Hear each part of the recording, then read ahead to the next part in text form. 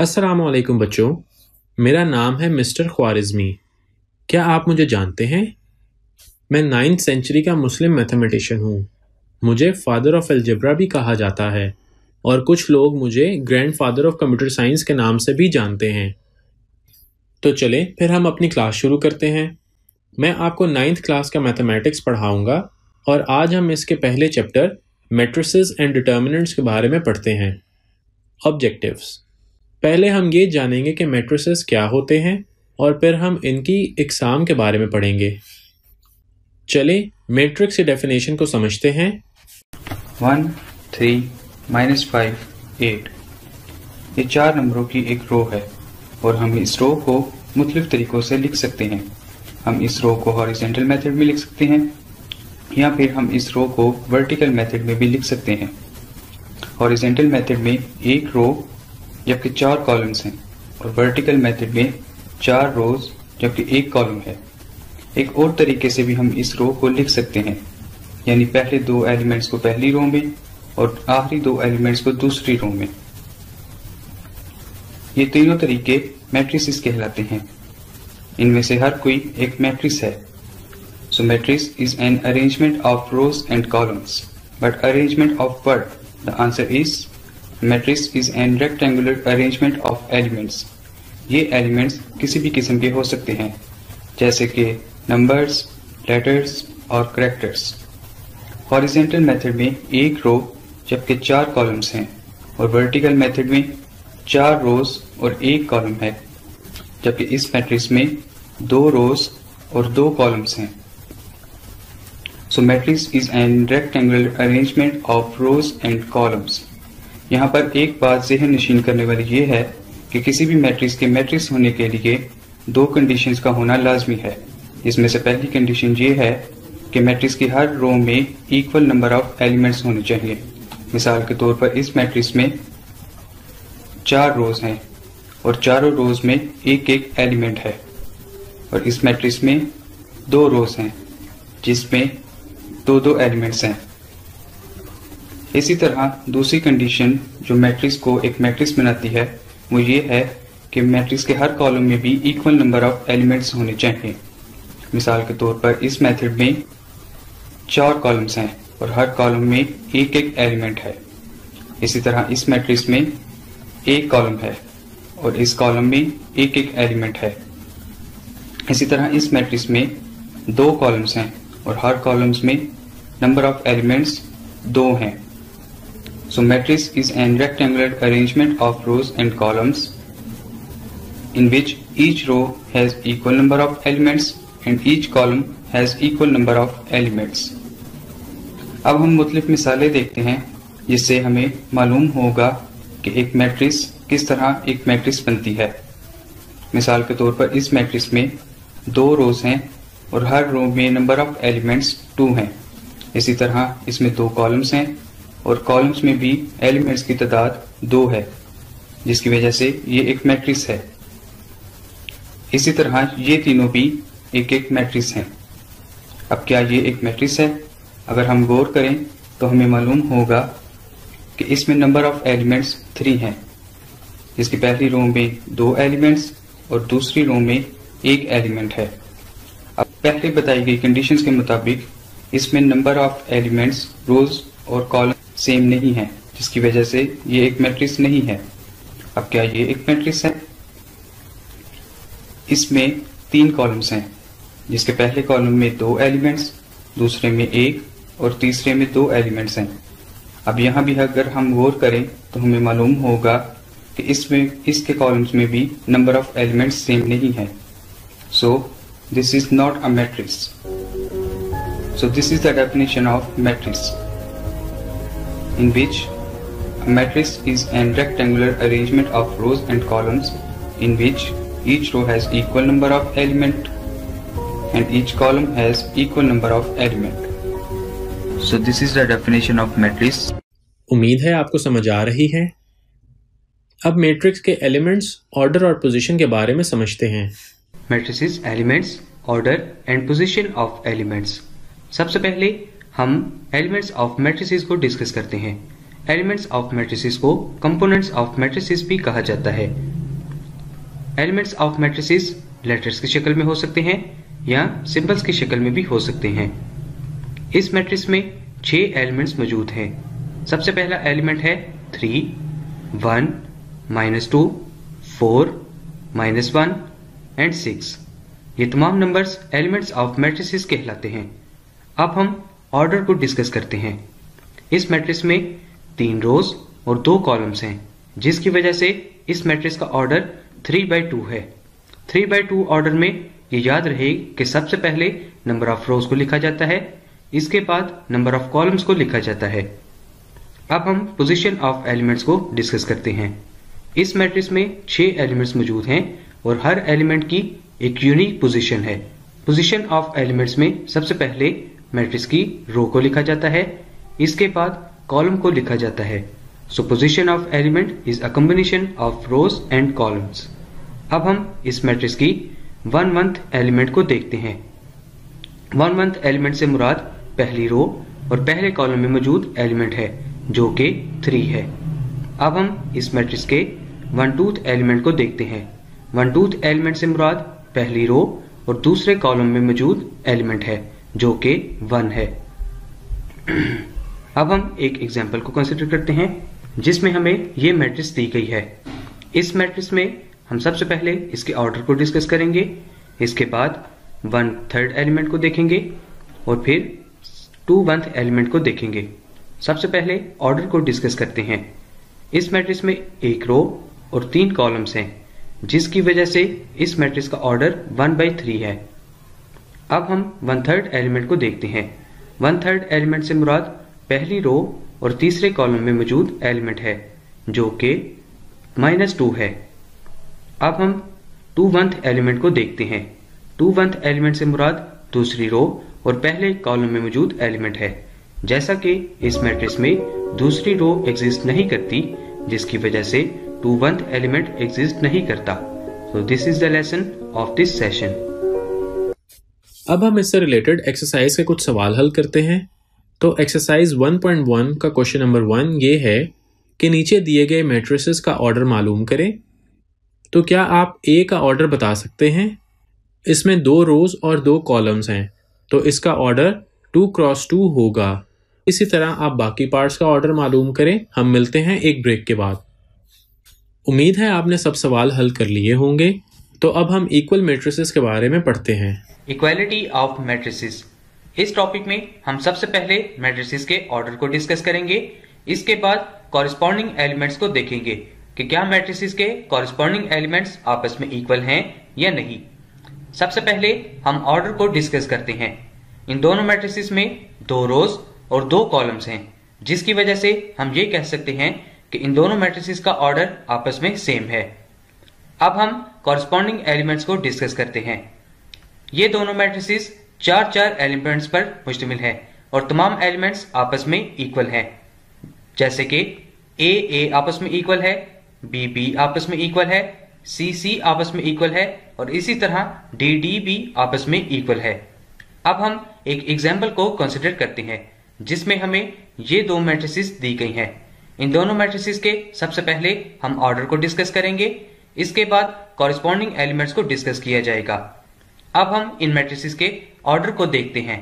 दोनों मैट्रिसेस 2 रोज और 2 कॉलम्स पर मुश्तमिल हैं, जिसकी वजह से हम ये कह सकते हैं कि इन दोनों मैट्रिसेस का ऑर्डर आपस में सेम है। अब हम इन मैट्रिसेस के कॉरेस्पॉन्डिंग एलिमेंट्स को डिस्कस करते हैं। दोनों मैट्रिक्स के 1/1 एलिमेंट आपस में इक्वल हैं। इसी तरह अगर हम 1/2 एलिमेंट को देखें तो 1/2 एलिमेंट आपस में इक्वल नहीं है, जिसकी वजह से हम ये कहेंगे कि ये दोनों मैट्रिसेस कॉरेस्पॉन्डिंग एलिमेंट्स पर मुश्तमिल हैं, जिसके एलिमेंट्स आपस में इक्वल नहीं हैं। अब हम एक और एग्जाम्पल को कंसिडर करते हैं, जिसमें हमें ये 2 मैट्रिसेस दी गई हैं। अब हम इन मैट्रिसेस के ऑर्डर को डिस्कस करेंगे। दोनों मैट्रिसेस 2 रोज और 3 कॉलम्स पर मुश्तमिल हैं, जिसकी वजह से हम ये कह सकते हैं कि इन दोनों मैट्रिसेस का ऑर्डर आपस में सेम है। अब हम इन मैट्रिसेस के कॉरेस्पॉन्डिंग एलिमेंट्स को देखते हैं। सबसे पहले हम 1/1 एलिमेंट को देखते हैं। दोनों मैट्रिक्स के 1/1 एलिमेंट आपस में इक्वल हैं। इसी तरह हम 1/2 एलिमेंट को अब देखेंगे। दोनों मैट्रिसेस के 1/2 एलिमेंट भी आपस में इक्वल हैं और अगर आप गौर करें तो बाकी एलिमेंट्स भी आपको इक्वल नजर आ रही हैं, जिसकी वजह से हम ये कहेंगे कि ये दोनों मैट्रिसेस कॉरेस्पॉन्डिंग एलिमेंट्स पर मुश्तमिल हैं जो कि आपस में इक्वल हैं। तो अब इस डेफिनेशन को जहन में रखते हुए हम एक्सरसाइज के कुछ सवाल हल करते हैं। क्वेश्चन नंबर 2, नीचे दिए गए मैट्रिसेस में से कौन से मैट्रिक्स आपस में बराबर हैं? तो डेफिनेशन को जहन में रखते हुए आप देख सकते हैं कि A और C आपस में बराबर हैं।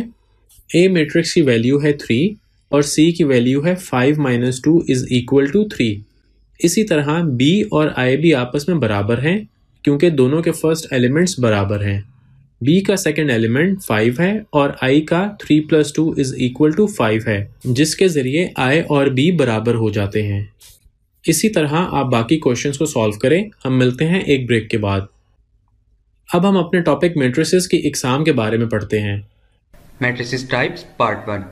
इस टॉपिक में हम सबसे पहले टाइप 1 को डिस्कस करते हैं। टाइप 1 में वो मैट्रिसेस शामिल हैं जो कि जस्ट एक रो पर मुश्तमिल होती हैं। इस तरह की मैट्रिसेस को रो मैट्रिसेस कहा जाता है। अब हम रो मैट्रिक्स से रिलेटेड एक एग्जाम्पल को कंसिडर करते हैं जिसमें हमें ये मैट्रिक्स दी गई है। अगर गौर किया जाए तो ये मैट्रिक्स जस्ट एक रो पर मुश्तमिल है, जिसकी वजह से इस मैट्रिक्स को रो मैट्रिक्स कहा जाएगा। टाइप 2 में वो मैट्रिसेस शामिल हैं जो कि जस्ट एक कॉलम पर मुश्तमिल होती हैं। इस तरह की मैट्रिसेस को कॉलम मैट्रिसेस कहा जाता है। अब हम कॉलम मैट्रिक्स से रिलेटेड एक एग्जाम्पल को कंसिडर करते हैं। एग्जाम्पल में हमें ये मैट्रिक्स दी गई है। अगर गौर किया जाए तो ये मैट्रिक्स जस्ट एक कॉलम पर मुश्तमिल है, जिसकी वजह से इस मैट्रिक्स को कॉलम मैट्रिक्स कहा जाएगा। टाइप 3 में हमें ये मैट्रिक्स दी गई है जो कि 2 रोज और 2 कॉलम्स पर मुश्तमिल है और अगर गौर किया जाए तो इसके तमाम एलिमेंट्स 0 पर मुश्तमिल हैं, जिसकी वजह से इस तरह की मैट्रिक्स को नल और जीरो मैट्रिक्स कहा जाता है। अब हम जीरो और नल मैट्रिक्स से रिलेटेड एक एग्जाम्पल को कंसिडर करते हैं जिसमें हमें ये मैट्रिक्स दी गई है। इस मैट्रिक्स में 3 रोज और 3 कॉलम्स हैं और तमाम एलिमेंट्स 0 पर मुश्तमिल हैं, जिसकी वजह से इस मैट्रिक्स को जीरो और नल मैट्रिक्स कहेंगे। Matrices types part 2। जैसा कि आपको याद होगा कि पार्ट 1 में हमने मैट्रिसेस की 3 टाइप्स को डिस्कस किया था। टाइप 1 में वो मैट्रिसेस शामिल थी जो कि जस्ट एक रो पर मुश्तमिल होती हैं। ऐसी मैट्रिसेस को रो मैट्रिसेस कहा जाता है। दूसरी टाइप्स में हमने कॉलम मैट्रिसेस को डिस्कस किया था। कॉलम मैट्रिसेस में वो मैट्रिसेस शामिल हैं जो कि जस्ट एक कॉलम पर मुश्तमिल होती हैं। और तीसरी टाइप में हमने जीरो मैट्रिसेस को डिस्कस किया था। जीरो मैट्रिसेस में वो मैट्रिसेस शामिल हैं जिनके तमाम एलिमेंट्स 0 पर मुश्तमिल हों। ऐसी मैट्रिसेस को जीरो और नल मैट्रिसेस कहा जाता है। आज हम टाइप 4 को डिस्कस करेंगे। टाइप 4 में वो मैट्रिसेस शामिल हैं जो कि 3 रोज और 2 कॉलम्स पर मुश्तमिल हों, यानी कि इनके नंबर ऑफ रोज और नंबर ऑफ कॉलम्स आपस में सेम ना हों। ऐसी मैट्रिसेस को रेक्टेंगुलर मैट्रिसेस कहा जाता है। अब हम रेक्टेंगुलर मैट्रिसेस से रिलेटेड एक एग्जाम्पल को कंसिडर करते हैं जिसमें हमारे पास ये एक मैट्रिक्स मौजूद है। इस मैट्रिक्स में 3 रोज और 2 कॉलम्स हैं, यानी नंबर ऑफ रोज और नंबर ऑफ कॉलम्स आपस में सेम नहीं है, जिसकी वजह से इस मैट्रिक्स को रेक्टेंगुलर मैट्रिक्स कहा जाएगा। अब हम मैट्रिक्स की टाइप 5 को देखते हैं। टाइप 5 में वो मैट्रिसेस शामिल हैं जो कि 2 रोज और 2 कॉलम्स पर मुश्तमिल हो, यानी इनके नंबर ऑफ रोज और नंबर ऑफ कॉलम्स आपस में सेम हो। ऐसी मैट्रिसेस को स्क्वायर मैट्रिसेस कहा जाता है। अब हम स्क्वायर मैट्रिक्स से रिलेटेड एक एग्जाम्पल को कंसिडर करते हैं जिसमें हमारे पास ये एक मैट्रिक्स मौजूद है। इस मैट्रिक्स में 2 रोज और 2 कॉलम्स हैं, यानी नंबर ऑफ रोज और नंबर ऑफ कॉलम्स आपस में सेम हैं, जिसकी वजह से इस मैट्रिक्स को स्क्वायर मैट्रिक्स कहा जाएगा। अब हम टाइप 6 को देखते हैं। टाइप 6 में वो मैट्रिसेस शामिल हैं जिनके लीडिंग डायगोनल में 1 मौजूद हो। ऐसी मैट्रिसेस को आइडेंटिटी मैट्रिसेस कहा जाता है। Negative of a matrix. इस टॉपिक को समझने के लिए हम एक एग्जाम्पल कंसिडर करते हैं। एग्जाम्पल में हमें मैट्रिक्स ए दी गई है और हमें इसकी नेगेटिव मैट्रिक्स को फाइंड करना है। इस मकसद के लिए हम मैट्रिक्स ए को -1 के साथ मल्टीप्लाई करेंगे, जिससे मैट्रिक्स ए में मौजूद एलिमेंट्स के प्लस साइंस माइनस में चेंज हो जाएंगे और माइनस साइंस प्लस में चेंज हो जाएंगे। जब हम मैट्रिक्स ए की फर्स्ट रो को -1 के साथ मल्टीप्लाई करेंगे तो हमें नेगेटिव मैट्रिक्स की ये फर्स्ट रो हासिल होगी। सेकंड रो को -1 के साथ मल्टीप्लाई करने पर हमें नेगेटिव मैट्रिक्स की ये सेकंड रो हासिल होगी। इसी तरह थर्ड रो को भी -1 के साथ मल्टीप्लाई करने पर हमें नेगेटिव मैट्रिक्स की ये थर्ड रो हासिल होगी, जहां से हमें मैट्रिक्स ए की नेगेटिव मैट्रिक्स हासिल हो जाएगी। Scalar matrix. इस टॉपिक में हम ये डिस्कस करेंगे कि स्केलर मैट्रिक्स किसे कहा जाता है। स्केलर मैट्रिक्स हर उस मैट्रिक्स को कहा जाता है जब उसके लीडिंग डायगोनल के तमाम एलिमेंट्स आपस में सेम हो। लीडिंग डायगोनल के तमाम एलिमेंट्स आपस में सेम होने की वजह से हम उस मैट्रिक्स को स्केलर मैट्रिक्स कहते हैं। एग्जाम्पल 1 में हमें एक 3x3 की मैट्रिक्स दी गई है जिसके लीडिंग डायगोनल के तमाम एलिमेंट्स 2 हैं। लीडिंग डायगोनल के तमाम एलिमेंट्स सेम होने की वजह से हम इस मैट्रिक्स को स्केलर मैट्रिक्स कहेंगे। इसी तरह एग्जाम्पल 2 में हमें एक स्क्वायर मैट्रिक्स दी गई है जिसके लीडिंग डायगोनल में आपको 3 नजर आ रहा है। लीडिंग डायगोनल के दोनों एलिमेंट्स आपस में सेम होने की वजह से हम इस मैट्रिक्स को भी स्केलर मैट्रिक्स कहेंगे। Transpose of matrix. इस टॉपिक में हम सबसे पहले ट्रांसपोज की डेफिनेशन को डिस्कस करते हैं। ट्रांसपोज उस प्रोसेस को कहा जाता है जिसमें हम एक मैट्रिक्स की रोज को कॉलम्स में और कॉलम्स को रोज में चेंज कर देते हैं। जैसा कि इस मैट्रिक्स ए की अगर हम रोज को कॉलम में चेंज करते हैं तो हमें मैट्रिक्स ए की ट्रांसपोज मैट्रिक्स हासिल हो जाती है। अब हम एक एग्जाम्पल कंसिडर करते हैं जिसमें हमें 3x3 की ये एक मैट्रिक्स ए दी गई है और हमें इसका ट्रांसपोज फाइंड करना है। ट्रांसपोज लेने के लिए हम मैट्रिक्स ए की पहली रो को कॉलम में चेंज कर देंगे, इसके बाद दूसरी रो को कॉलम में चेंज किया जाएगा। इसी तरह तीसरी रो को भी कॉलम में चेंज कर दिया जाएगा, जिससे हमें मैट्रिक्स ए की ट्रांसपोज मैट्रिक्स हासिल हो जाएगी। Symmetric matrix. इस टॉपिक को समझने से पहले एक रूल को समझते हैं। एक स्क्वायर मैट्रिक्स उस वक्त सिमेट्री मैट्रिक्स कहलाती है जब ए ट्रांसपोज और ए मैट्रिक्स आपस में सेम हो। इसको अब हम एक एग्जाम्पल की मदद से समझते हैं। एग्जाम्पल में हमें एक स्क्वायर मैट्रिक्स दी गई है। सबसे पहले हम उस स्क्वायर मैट्रिक्स का ए ट्रांसपोज निकालते हैं। ट्रांसपोज निकालने के लिए मैट्रिक्स ए की रोज को कॉलम्स में चेंज कर दिया जाएगा, जिसके लिए हम मैट्रिक्स ए की पहली रो को कॉलम में चेंज करते हैं। इसके बाद दूसरी रो को कॉलम में चेंज किया जाएगा और आखिर में तीसरी रो को भी कॉलम में चेंज कर दिया जाएगा। इस तरह हमें ए ट्रांसपोज मैट्रिक्स हासिल हो जाएगी। इसके बाद अगर हम ए ट्रांसपोज मैट्रिक्स और ए मैट्रिक्स को आपस में कंपेयर करें तो ये दोनों मैट्रिक्सेस हमें सेम नजर आ रही हैं, जिसकी वजह से ये रूल प्रूव हो जाता है कि एक स्क्वायर मैट्रिक्स उस वक्त सिमेट्री कहलाती है जब ए ट्रांसपोज बराबर होगा ए के। Skew symmetric matrix. इस टॉपिक को समझने से पहले मैं आपको एक रूल बताता चलूं कि एक स्क्वायर मैट्रिक्स उस वक्त स्क्यू सिमेट्रिक मैट्रिक्स कहलाती है जब ए ट्रांसपोज मैट्रिक्स और नेगेटिव ए मैट्रिक्स आपस में सेम हो। इस रूल को अब हम एक एग्जाम्पल की मदद से समझते हैं। एग्जाम्पल में हमें एक स्क्वायर मैट्रिक्स ए दी गई है। सबसे पहले हम स्क्वायर मैट्रिक्स ए का ट्रांसपोज फाइंड करेंगे। ट्रांसपोज फाइंड करने के लिए मैट्रिक्स ए की रोज को कॉलम में चेंज कर दिया जाएगा, जिसके लिए हमें मैट्रिक्स ए की पहली रो को कॉलम में चेंज करना होगा। इसके बाद दूसरी रो को कॉलम में चेंज किया जाएगा और आखिर में तीसरी रो को भी कॉलम में चेंज कर दिया जाएगा, जिससे हमें ए ट्रांसपोज मैट्रिक्स हासिल हो जाएगी। इसके बाद अब हम मैट्रिक्स ए की नेगेटिव मैट्रिक्स फाइंड करते हैं। नेगेटिव मैट्रिक्स को फाइंड करने के लिए मैट्रिक्स ए के साइंस को चेंज कर दिया जाएगा, यानी पॉजिटिव साइन माइनस में चेंज हो जाएगा और नेगेटिव साइन पॉजिटिव में चेंज हो जाएगा। जब हम मैट्रिक्स ए की पहली रो के साइंस को चेंज करेंगे तो हमें नेगेटिव मैट्रिक्स की ये रो हासिल होगी। इसके बाद दूसरी रो के साइंस को चेंज किया जाएगा, जिससे हमें नेगेटिव मैट्रिक्स की दूसरी रो हासिल होगी। आखिर में मैट्रिक्स ए की तीसरी रो के साइंस को चेंज किया जाएगा, जिससे हमें नेगेटिव मैट्रिक्स की तीसरी रो हासिल होगी। इससे हमें नेगेटिव ए मैट्रिक्स हासिल हो जाएगी।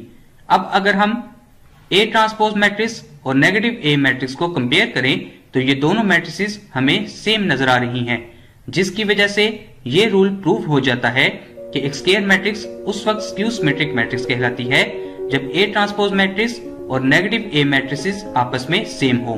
So this is the lesson of this session. उम्मीद है आपको इसकी समझ आ गई होगी। अब एक्सरसाइज के कुछ सवाल हल करते हैं। क्वेश्चन नंबर 1, क्या आप बता सकते हैं कि नीचे दिए गए मैट्रिसेस में से नल मैट्रिसेस कौन से हैं? ए और ई नल मैट्रिसेस हैं। क्या आप रो और कॉलम मैट्रिसेस की पहचान कर सकते हैं? जी बिल्कुल ठीक, बी रो मैट्रिक्स है और सी एंड एफ कॉलम मैट्रिसेस हैं। क्वेश्चन नंबर 2, नीचे दिए गए मैट्रिसेस में से स्क्वायर मैट्रिक्स की पहचान करें। जी हाँ, नंबर 4 और 8 स्क्वायर मैट्रिसेस हैं। तो क्या आप आइडेंटिटी मैट्रिक्स की भी पहचान कर सकते हैं? बिल्कुल सही जवाब। नंबर 4 मैट्रिक्स स्क्वायर के साथ साथ आइडेंटिटी मैट्रिक्स भी है। इसी तरह आप बाकी सारे सवाल हल करें। क्वेश्चन नंबर 4, क्या आप मैट्रिक्स ए का नेगेटिव मैट्रिक्स लिख सकते हैं? जी हाँ, बिल्कुल ठीक। क्वेश्चन 5, क्या आप ए का ट्रांसपोज मालूम कर सकते हैं? जी बिल्कुल ठीक। अब सवाल नंबर 6 को हल करते हैं, जो ये है कि साबित करें ए ट्रांसपोज का होल ट्रांसपोज बराबर है ए के, जबकि ए हमारे पास ये दिया गया है। ए एक स्क्वायर मैट्रिक्स है।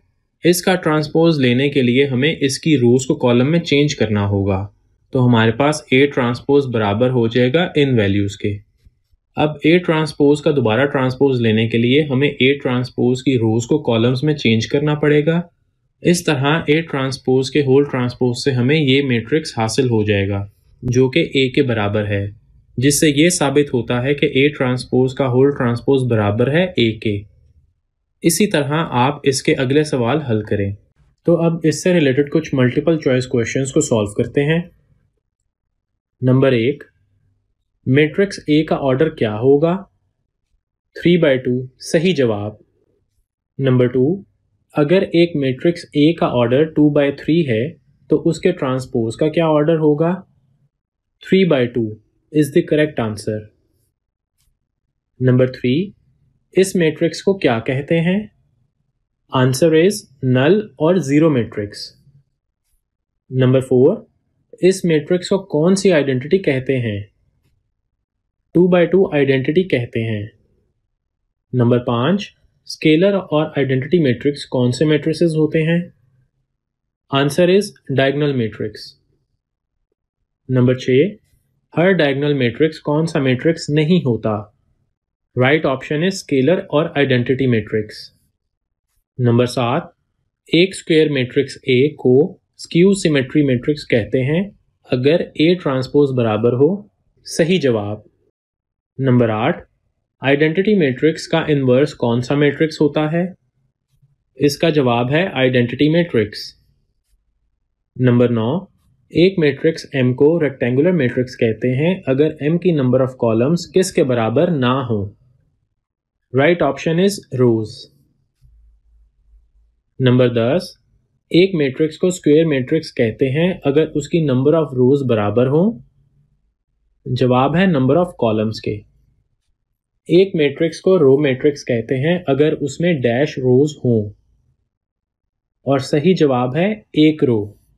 उम्मीद है आपको अच्छे से समझ आ गई होगी। इसको मज़ीद अच्छे से समझने के लिए आप खुद भी इनकी प्रैक्टिस करें। फिर मिलते हैं अगली क्लास में एक न्यू लेक्चर के साथ। तब तक के लिए अल्लाह हाफिज़।